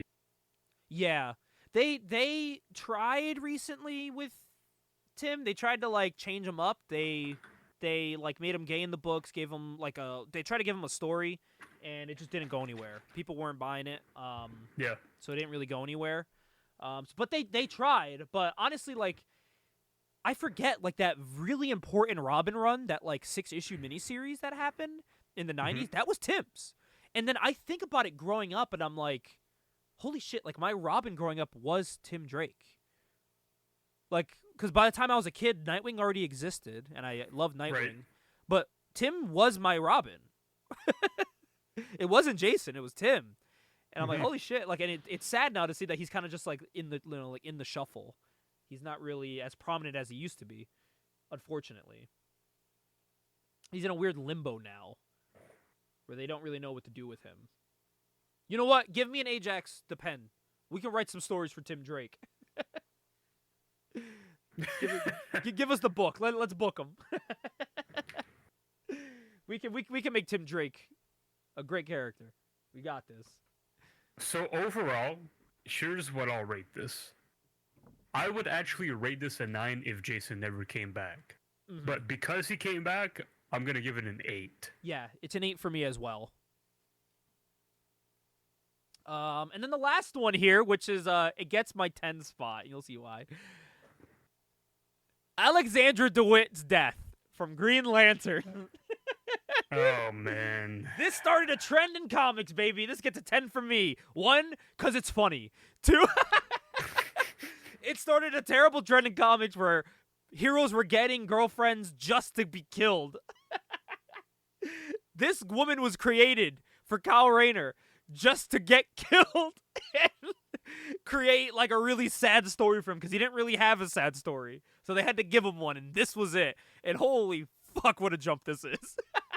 My God, yeah. Like, you can have it where, like, oh, she's kidnapped and killed. No, she's gonna be shoved in your refrigerator. This started a trend called fridging a character in comics now. This is a word. It is a verb to fridge someone. And this is what it's referring to. So say if we made a comic book, Ajax, and I made a love interest for you that died in 3 issues, I fridged her. To give your character something to fight for. This is probably the greatest of all time. It's the most iconic. I give this a 10. What do you give the refrigerator incident of the 90s? It's pretty important, like, as a pop culture, like, hot and button topic. Yeah. So I would probably give it somewhere like a 9. But as far as like the trend itself, I'm not actually a fan of it. I'm not either. I'm not a fan of it because I feel like it's kind of lazy. It's kind of like lazy writing. I don't like it either. So yeah. You're just using a girl as a plot device, so this guy can like grow as a character. Yeah, no. It's just weird. Like, it's just strange. I am not a fan of fridging characters in comics, but and like I said, this started a bad trend in comics, but it's hilarious. And on this bottom shelf, you can't see it for all the wrong reasons. You can't see it, but I own it. I have this fridging issue because my favorite lantern, Okay. my favorite lantern's Kyle Rayner, so I had to own that. I have the first costume appearance of Kyle Rayner, where he wears the costume. I got this incident, so I got some fun Kyle Rayner books, but. Yeah, I mean, yeah, Kyle Rayner, he was a comic book artist that got superpowers. Like, that's cool. I like that shit, you know? And he wore a Tool shirt, you know? When he, in the books. I don't know how they got away with that, but he did. But that is the top 10 deaths in comics, Ajax. I think it was a good list of deaths. Some that I've heard about, some that I haven't. Some iconic, some not so much. But I think deaths in comics mean nothing. The only death that actually matters is Gwen Stacy's. Yeah. I think that's the only death that really only matters. That's why when they announced Robert Downey Jr. coming back as Doom, people were like, "What the fuck? He died in the other book in the other movie, though." And every comic book fan was like that meme of James Franco, where it's like, "Is it your first time?" It's like, honestly, have you ever? It's Yeah. like, no, of course they haven't read a fucking Honestly, comic book. All they I'm do is shocked watch it the took movies. them this long to do this. I'm Yeah. more impressed that they haven't done this before in the past, like, almost 20 years of these movies. But, oh man. I just groaned when they announced him as Dr. Doom. I just groaned. Well, Ajax, the holiday season is upon us. For people that celebrate Christmas, it is Christmas. People that celebrate anything else, it's anything else. Hanukkah's coming up, or I believe it started. I'm not too sure how that works. But holiday seasons are a fluttering. And what do you do in the holiday season, Ajax? You're right. You buy things for people. You buy gifts. You buy toys for people mostly. So we're going to take a look at something today. We're going to take a look, a trip back, Ajax, to something I love, and it's Toyfare magazine. This was created by the same creators of Wizard. So they had this. They had Inquest, which was a card one, a trading card magazine about like TCGs and CCGs, like Magic the Gathering and things like that. But this one was specifically about toys. And as I collect Wizard magazines, I have a huge collection of that. I also have a ginormous collection of Toyfare magazines. I'm collecting them at the same time. It's fun. They got a cool special offer in here, by the way, of the Eradicator. Exclusive. So, pretty cool. That is pretty cool. I also collect Toyfare exclusives. So, I have a Marv Sin City one I actually just picked up right here on my wall. It's from the Sin City movie. Pretty cool one of Mickey Rourke. But, Ajax, we're going to look at the Holiday Buyer's Guide from January of 1999. Are you ready to look through? Should be interesting. You ready to look through this with me? Should be interesting. Let's see here. We got. So this what they're listing out in this is companies you should look to buy for collectors or people you're buying gifts for. So on the first page here, they are advertising Antarctic Express. And this is where I was talking about earlier. They made the Warrior Nun Areola figures. They made Flaming Carrot and Alley-Oop and Razor. I didn't know Razor had figures. Well, not just that, Gabe. That's is that a Usagi figure? It is a Usagi figure. Oh, Isn't that cool? And Lady Pendragon and Fighting American. Yes. So that one's from Awesome Toys. So the first one's Antarctic, who makes that was it Usagi? Usagi and Warrior Nun. Yep. And Awesome Toys is one that makes Fighting American and Lady Pendragon. I can attest that Awesome Toys makes some awesome toys. I own this Fighting American figure right here. I'm showing off. I own this bad figure. boy. It is a big bulky boy. It is a very cool figure. They also went on to make awesome comic figures. So they made Mr. Majestic. They made Youngblood stuff. Basically anything Rob Liefeld was making, Awesome Toys made it. And as you can see by the name of the companies, Awesome Toys, Awesome Comics, it was all under the same thing. The next one's cool. Full Moon Toys, which made Puppet Master, Castle Freak, and Subspecies. 3 lines I've never heard of before. Yeah. The next one, though, so this is what interested me so much about this list and why I wanted to look through it, because there's not this many toy line companies nowadays, The 90s was, especially ones that make lines for other comic books and other properties, it's very slim. You get your NECA stuff, you get your McFarlane, your Hasbro, Mattel, and like Jazzwares, and then that's really it. Maybe like Boss Fight. There's not really a lot, and definitely not all in the stores like a lot of these were. Yeah. On the list next is Galoob, who made Star Wars stuff, Micro Machines, which I do collect, and National Geographic figures. What the fuck? The next line is a sleeper favorite of mine, brother. I was gonna say, look at those licenses they got. Graffiti Designs made some badass toys, man. They made Madman, they made Mage, they made Grendel. I own the Madman, I own the Mage, don't own Grendel, but I do own the Jay and Silent Bob that are in this picture. Holy shit. And Jay has a middle finger. And rocker hands. And what's cool, look, they got real hair. Like a Barbie doll. Holy shit, yeah, they do. But what was cool is if you bought these are and it's cool, these are their designs from Mallrats, which I think is pretty cool. The prototype on this picture has a weed leaf on Jay. He sadly does not have that on the figure. They did not put that on. But what was cool is if you bought the Blunt Man and Chronic figures, which I own, you got the monkey from Jay and Silent Bob Strike Back, which is cool to pair with these two in like their regular clothes, because the whole movie they're in their regular clothes. So I have the monkey on my shelf, but you can put the monkey with Jay and Silent Bob, which is really, really cool. The downside to this Silent Bob is bulky. He's big as hell.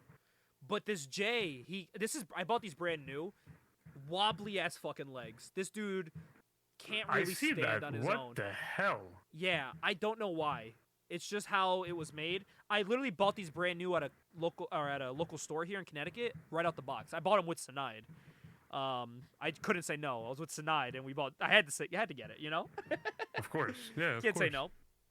So yeah, Graffiti Designs, highly recommend if you can get your hands on that stuff. Very cool. Hasbro, which is still around, made Star Wars and Batman toys at this time. The next line, another one I had thousands of toys of my entire life. It's what I grew up with. Jakks Pacific, who made World Wrestling Federation and later on WWE figures up until 2010 when Mattel took over. But goddamn, these guys made some fun ones. I had that cane in that picture. That cane was cool because it had a removable mask. And I remember being a kid and taking the mask off like, yo, it's time to find out what he looks like. And when you take the mask off, he kind of just looks like The Undertaker. And I was like, well, this is just The Undertaker. Until Kane took his mask off in real life and you realize, oh, this is his face. It's him with like his mustache and goatee with the hair. I'm like, oh, no, this is Glenn Jacobs. We just never knew. Actually did scan his face. Yeah, it just looked like The Undertaker, which I think is pretty cool. The next page here advertises some more fun figures. We got Gabe. How can you skip over this fucking amazing splash page of like Kiss figures? I will send you a picture of these. These are at the mall next to my house. Some guy is selling these. Insanely detailed. And insanely ginormous. They are 2 feet tall, they're dude. Huge. They are half of Justine's height. She is 4'11". These are 2 feet tall. So this is from '99, you said? Yes, January '99. So look at what it says, right? Priced at $150 for each figure. What do you think they'd be worth now? Like they are double that, they maybe. So I think it depends. Let me see. 24-inch figures. Ooh, yeah, these are like $200 or $300 figures. To get the whole set is about $1,400. Yeah. It ranges anywhere from $800 to $1,400 right now. The store I know that they sell like 2 of them, 2 or 3, and they're like $300 something a figure. I'm not like a Kiss aficionado. I like their music and all that. These might be the most detailed and the biggest Kiss figures I've seen. And what's so cool, these must be highly collectible. So these were Spencer exclusives. Spencer still exists. Spencer's had some cool fucking toys, man. They sold like the Eminem McFarlane figures of like his album covers. Have you seen those?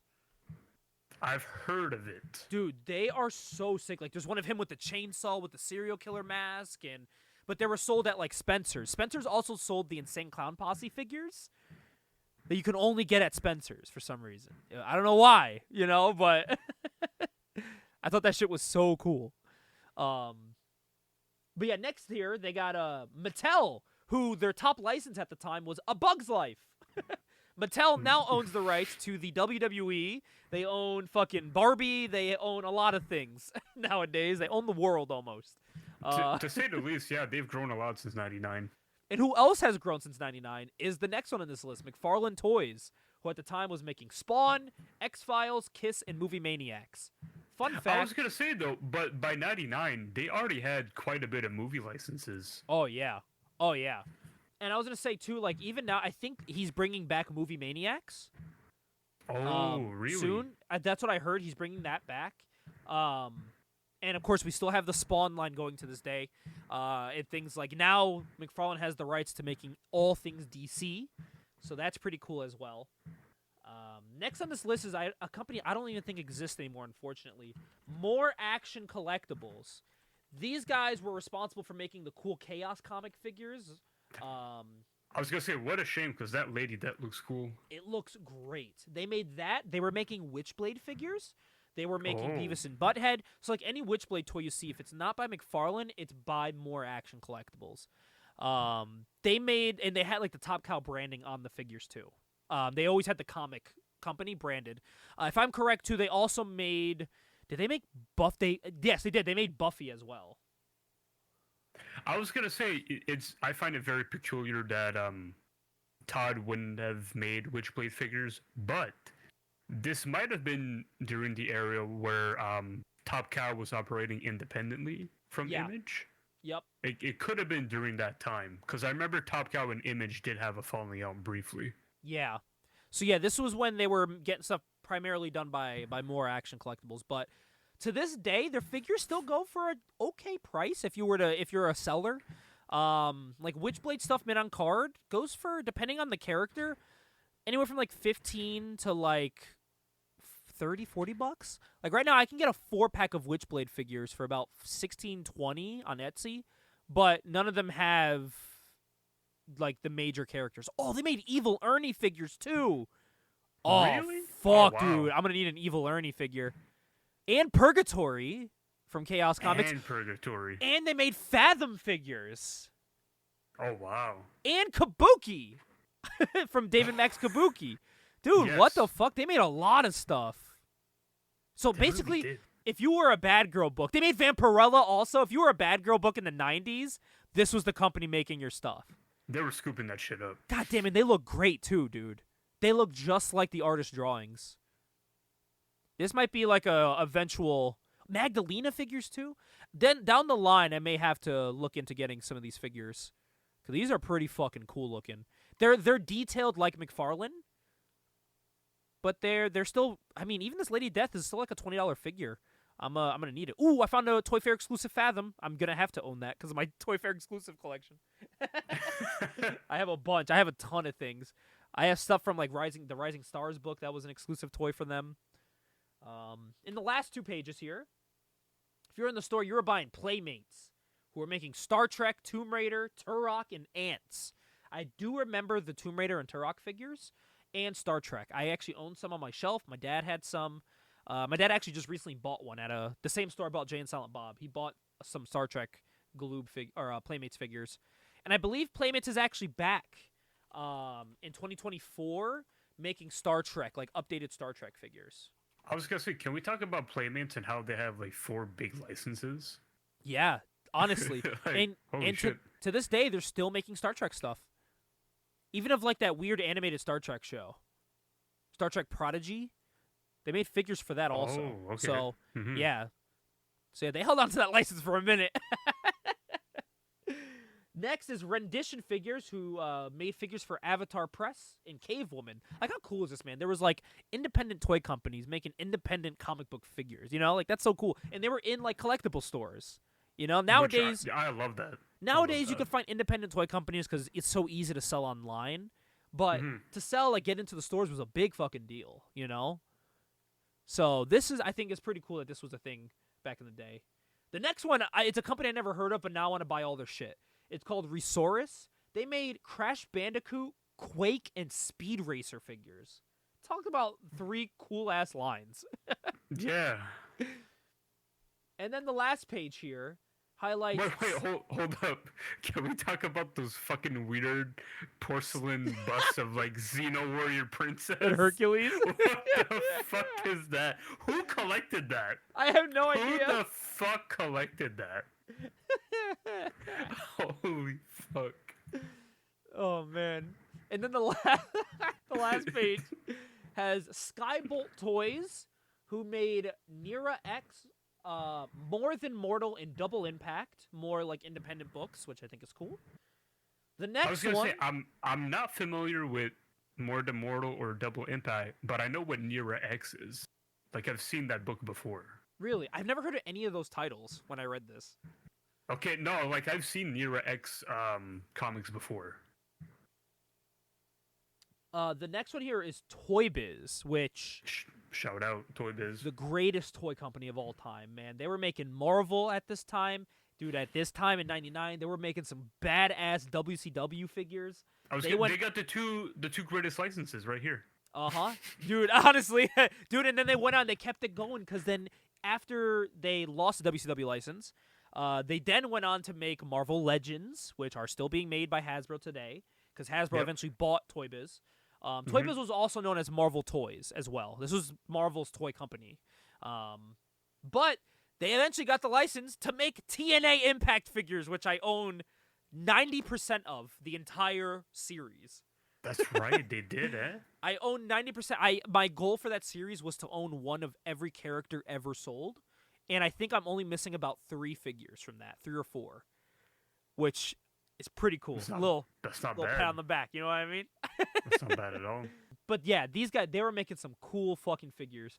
Some of the most, I would say Toy Biz was the most revolutionary toy company of all time. Because in the year, like 2 years after this, dude, they were putting out figures with posability that you get nowadays. Because I think they had that Spider-Man line in 2000, which was painted like McFarlane figures, but had posability like Marvel Legends, which was insane in the year 2000, you know? Oh, yeah, for sure.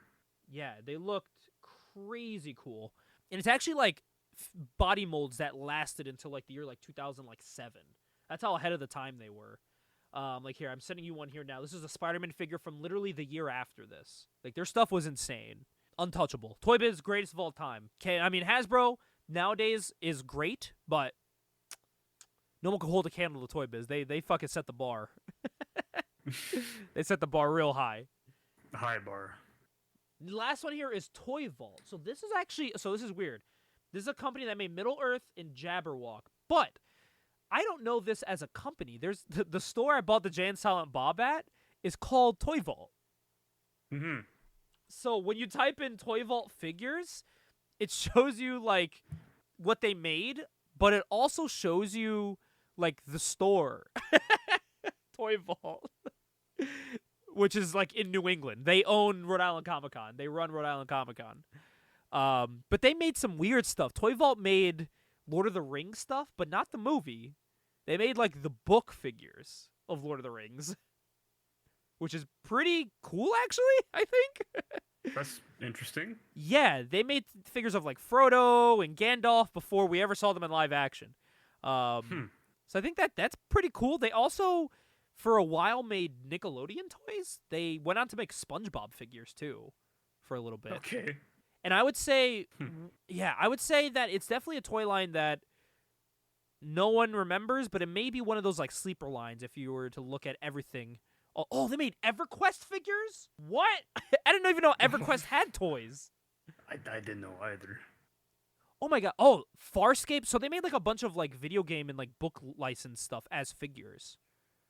Okay. That's kind of cool. So they were getting book toys. That's actually a pretty cool concept.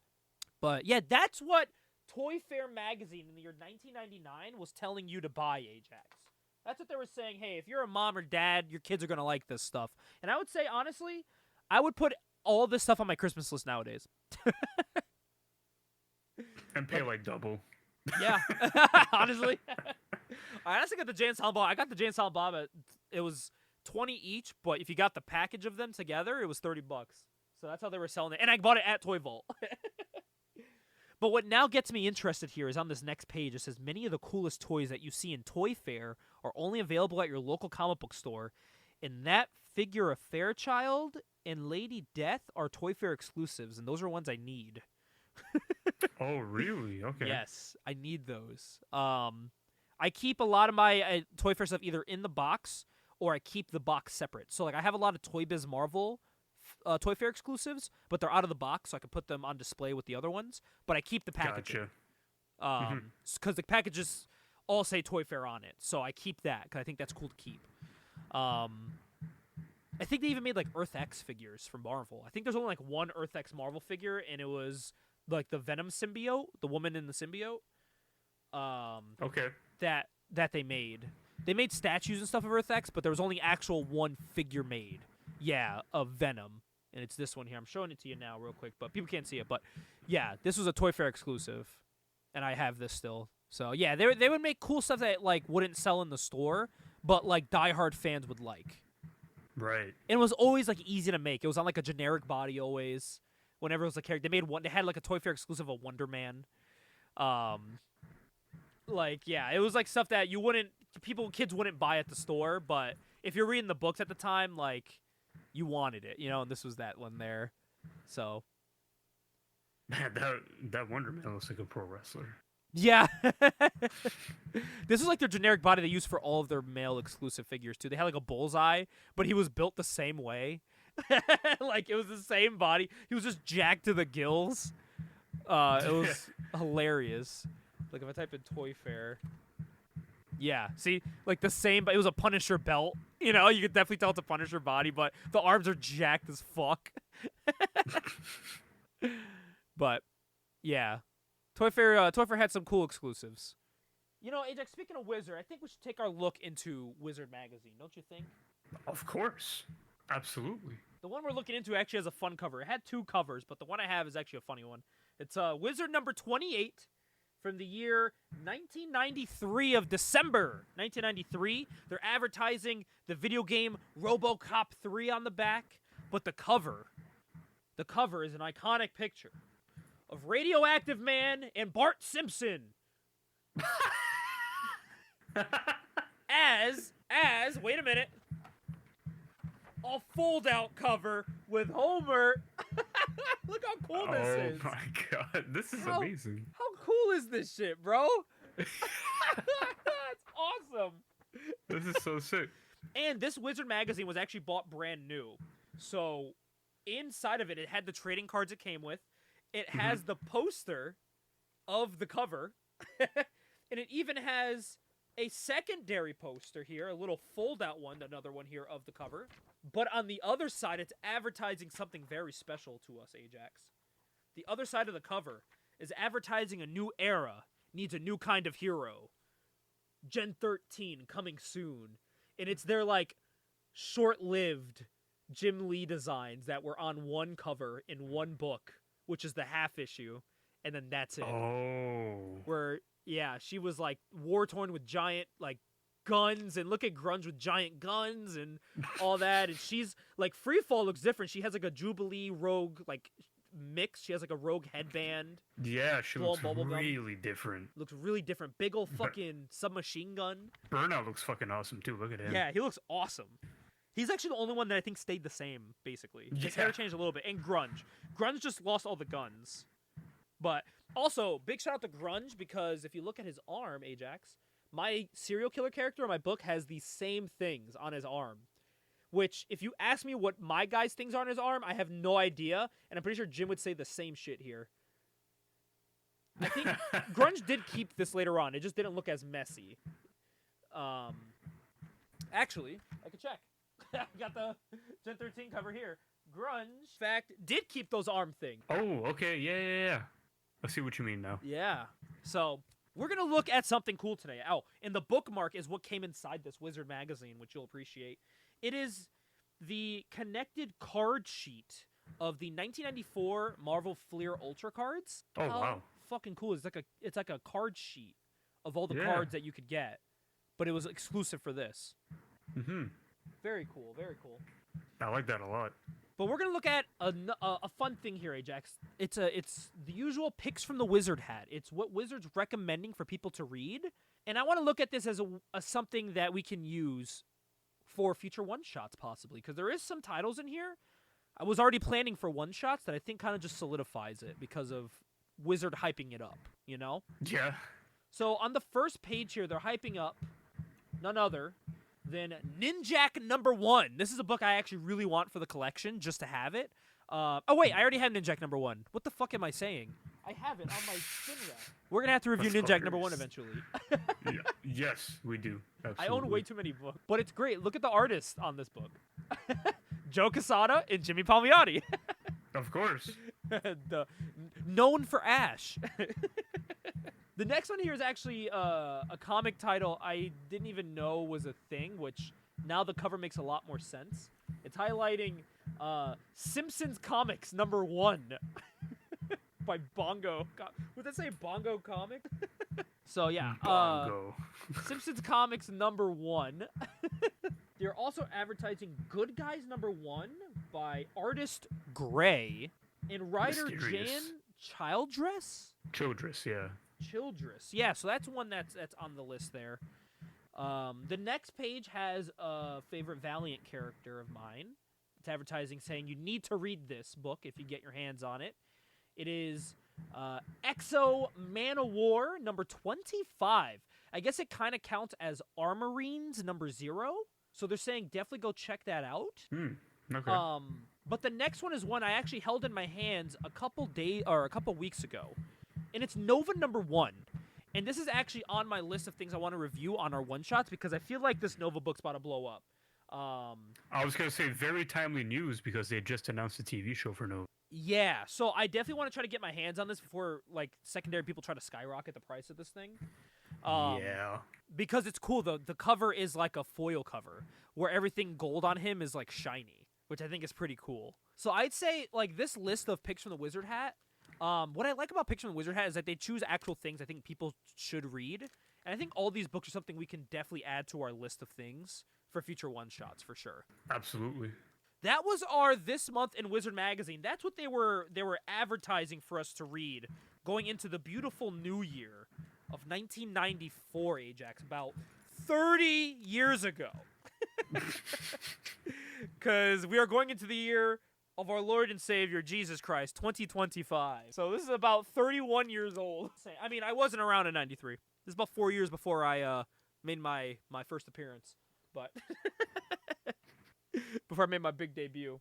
But very collectible first appearance. Yeah. But yes, definitely do look out for Nova number 1 because that is on my short list for us to review. And Ninjak. So I'd say of this list, those are probably the two that are most likely to show up on one of our one-shots.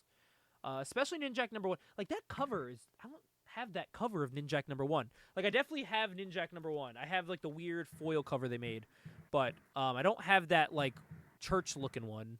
Church-looking one. Yeah, it looks like he's on stained glass. So definitely look out for that. Yeah, Ajax, I think that's a good time to wrap up our issue here. What did you think about this month's issue going into the holidays? I think this was a good little holiday treat, right? No, I think this was a great pick. Absolutely. It was great to see the toys. It was great to see, what was in demand. Yep. I love that. And we're going to be doing a one-shot where we talk about a book that I'm actually a big fan of. I read the whole series a while ago, so it was fun to read back over issue 1. Aphrodite 9. I have the beautiful cover here by Michael Turner. One of the many variant covers they put out. Very, very beautiful cover.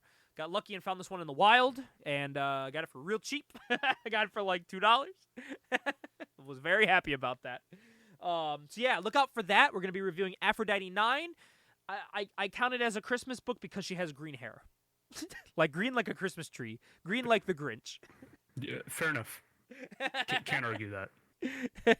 And what else would you want under your tree for Christmas than a hot android woman, you know?